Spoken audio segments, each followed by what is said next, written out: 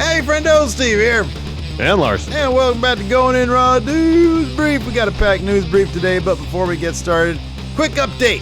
Due to some unforeseen circumstances, my wife is going in for emergency back surgery right now. She'll be fine. Everything's okay. It's a minor thing. We have moved Friendo Fest 2, our Friendo BLM, Black Lives Matter benefit for the Bail Project. That event has been moved to Monday, June 8th. That's this coming Monday at noon Pacific, 3 Eastern, 8 p.m. British time, UK time. Yeah. So please join us there. We're on the road to $10,000. We're already at like $3,400 right now, man. Yeah, what happens, man? Larson? This is a bargain. $10,000 cumulative. We reach $10,000. Larson, what are you going to do? Third of the way there already. Oh! Close it. $10,000. I'll drop the no two sweeting policy at $10,000. I'll two sweet Steve. I see a friendo out and about. If they ask for two sweet, they will get one. So man, this is in perpetuity. We will produce like a very special event, either live, taped, I don't know what. Some combination thereof. Exactly, of Larson and me two sweeting for the very first time since college. And because I know you did it back in college and you say you didn't, but I swear you did. That's right. You can get you've admitted yourself that you don't have the best memory, so. Yeah, but I have good core memories, and that's a core one.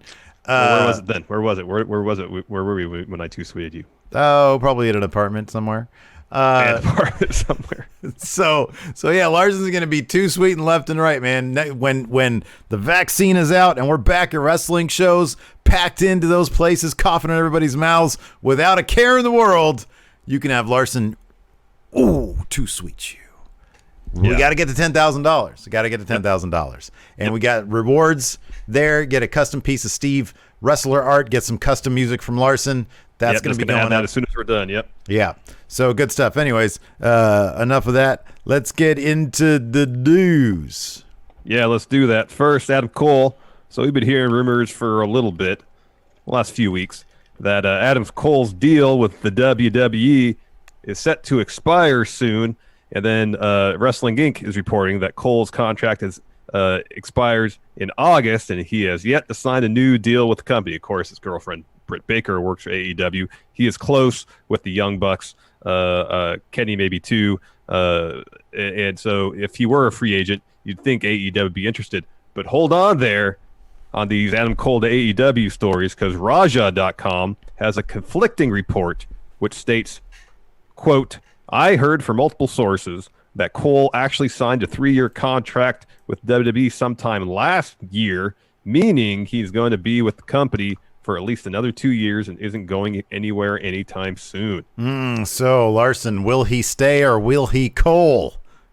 See what I did there? I got some Cole hard truth for you, Steve. Oh, what do you think? Adam Cole ain't going anywhere, baby. He ain't going anywhere. They treat him like $1 million. Who was it just the other day that said if he was bigger, he'd be Universal Champion right now? Somebody said Road Dogg. Road Dogg said that in an interview.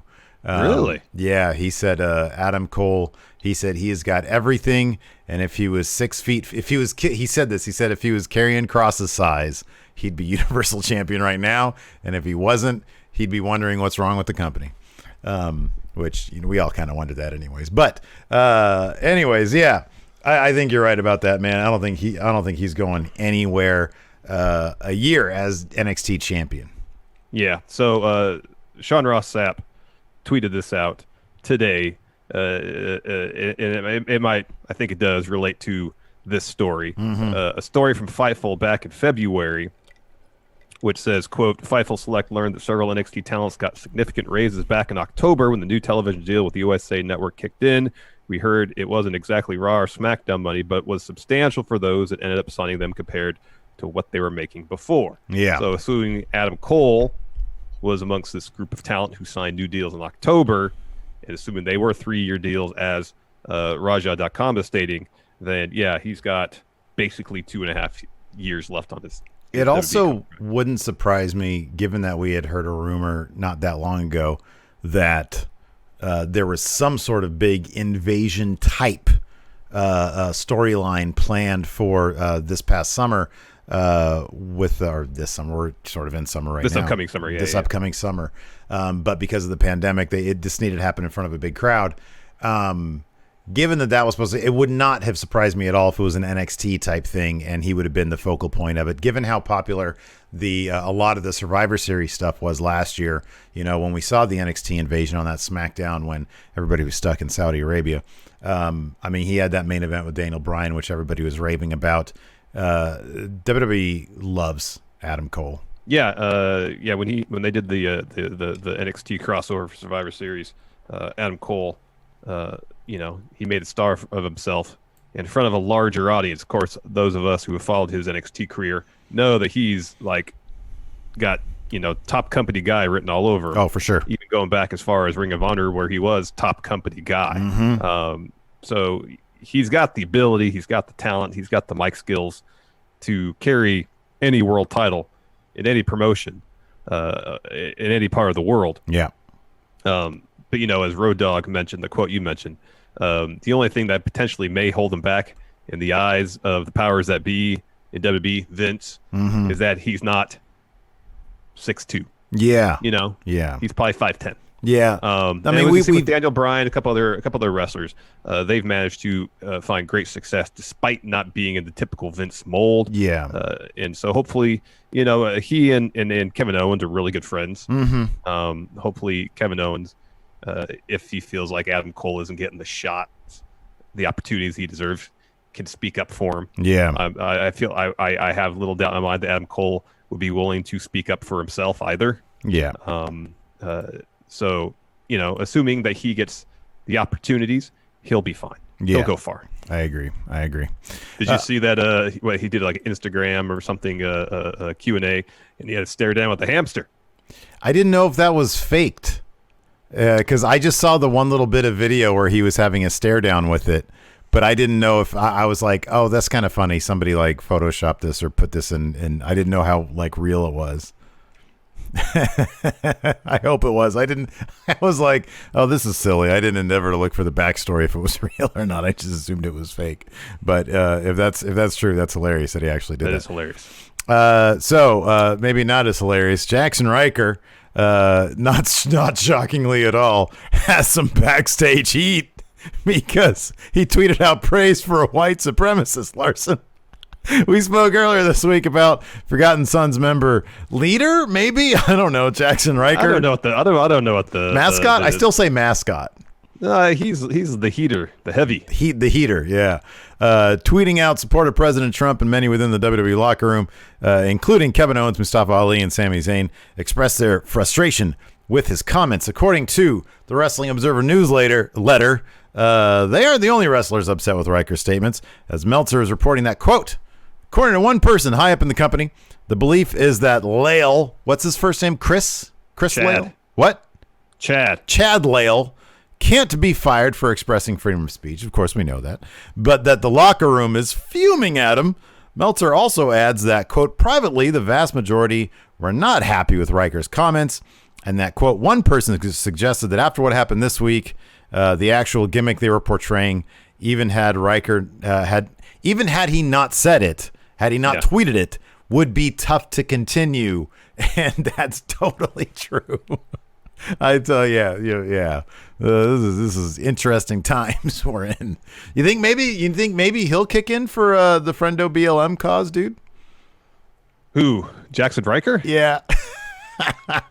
Maybe he'll do it for a custom piece of Jaxson Ryker artwork. Maybe he's like, okay, my this Forgotten Sons thing isn't happening anymore. I need new music.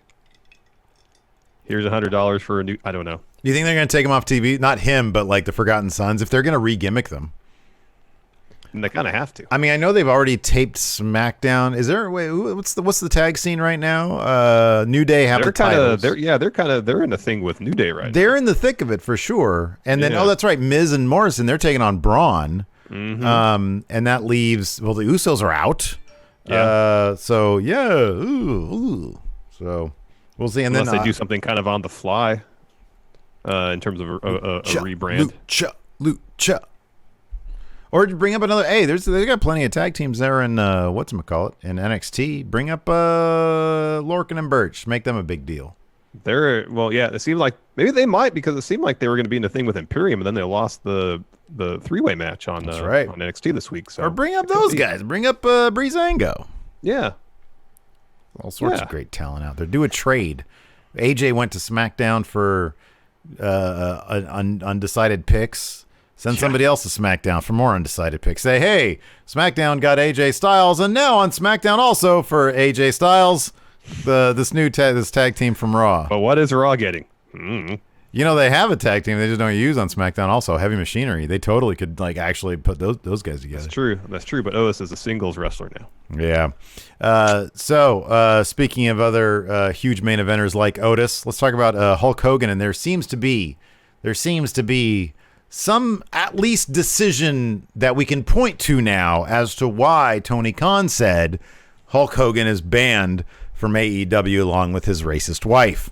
Larson, what's going on here? So, following the reveal this week that Hogan was indeed banned from AEW, as tweeted by Tony Khan, the newsletter today has some details as to why the Hulkster is banned from the promotion. Brother. Quote, Khan has told people from day one that he would never use Hulk Hogan.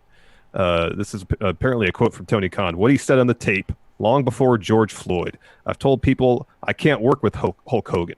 How can I look at my black friends, football players, employees in the face, or myself in the mirror after the things he said and has never given an adequate apology for? He can't blame what he said on tape on the dangers of social media. This is sort of the kind of thing that we had speculated it might have been, given that he's spearheading this huge company, this huge, player in the world of wrestling. Obviously, at some point, good on him. He has the foresight to understand the Hogan thing might come up, because unlike The Undertaker, who has a 15-year deal with WWE, we don't know that Hogan has the same length of a contract in terms of his Legends deal with WWE. And so at some point down the road, it might come up. And so he has made that decision so as to sort of eliminate the possibility of, hey, this is, something that could happen. It's not going to happen. Yeah. He made this decision early on and based on, a principle. And I think that's fantastic. That's great. Agreed. I mean, dude, if you think about it, all the people that were like, I'll always go back to that Jake the Snake story about how the people were chanting for a DDT when he had a brief thing with Hogan.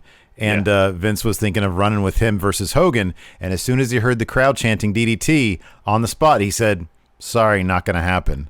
Because they wanted, and all the people that they could have ran with, if Vince wasn't so just hung up on pushing Hogan. I know. AEW is bringing, a bunch of those people in. So or seemingly like they're open to it, Yeah. This is sad, man, because we saw just a flicker of Jinder Mahal in his return. We haven't seen much of him since he returned from injury. And sadly, he provided an update as to why on his Instagram. And he said this: unfortunately, I had to go under the knife again to fix some knee issues. The journey has hit a speed bump, but I will be back stronger than ever. Man, bring this guy back as a face, Larson. Heck yeah, man. So the picture, the location was, so the picture included, he's in a recovery room of some sort. His one leg basically completely bandaged. And it's from Birmingham, Alabama, I believe, which is where Dr. James Andrews, noted surgeon, practices. So I'm assuming he had to, because his previous injury was, I think he tore his patella tendon. So maybe there's some issues with how that was healing, or how it responded to once he actually got back in the wrestling ring. So hopefully just clean up something. They just got to go and clean up some issues in there. Not another reconstruction, because if it's the former, he'll be back sooner. Yeah, right. Yeah. So what a bummer. He had been fighting Akira Tozawa a lot on main event, but obviously it was the kind of thing where that was probably just to get him back in, to shake the rust off maybe, and then they would have done something. I mean, look, I know they're probably going to roll with Lesnar for SummerSlam against Drew. But I could easily see Jinder and Drew having a thing at some point in the near future, just because of their history. And Jinder's another big guy, and they've been throwing the big men at Drew. They've been making a point of doing that. So yeah, that's a bummer. But hopefully when he comes back stronger, and we'll get to see Jinder again. I like Jinder. I think he's great. Yeah, agreed. There's a Smackdown on tonight. However, due to the aforementioned situation that I got going on here at the homestead, our review will be live on the Twitch and then on the YouTube tomorrow morning. Well, tomorrow morning for us. Various times of the day for other time zones. That's not going to stop us from previewing it, though. Larson, what's going on first on the Smackdown preview? We got ourselves a women's tag team title match between champions Alexa Bliss, Nikki Cross, and the team of Bayley and Sasha Banks. That should be good. That should be really good. Jeff Hardy is also set to share his side of the story after last week's accident. WWE has already run a poll saying, which superstar do you think set up Jeff Hardy? So, cat's out of the bag on that. We got a whodunit on our hands. We do. Next, Daniel Bryan and AJ Styles come face-to-face ahead of Intercontinental Championship Clash. I believe the finals of the tournament are next week on SmackDown, not this week. That's my understanding. Is Daniel Bryan going to be smiling throughout this entire thing? I hope so. He seemed like he's having so much fun. He is he's like a kid in a candy store during this pandemic thing. All right, who wants to fight? I got to watch that Money in the Bank again. And then what do The Miz and John Morrison have planned for Braun Strowman ahead of Backlash? Hopefully it doesn't involve engaging him in conversation, because Braun's not terribly great at that. I don't make a believable human being. I'd rather do my hands do the talking. Exactly. All right, anyways, that's it for the news brief. Once again, the donation link is in the description below. Let's get to 10,000 so Larson will too sweet you at a wrestling show. Yeah. All right, thanks for watching. Until next time, we'll talk to you later. Goodbye.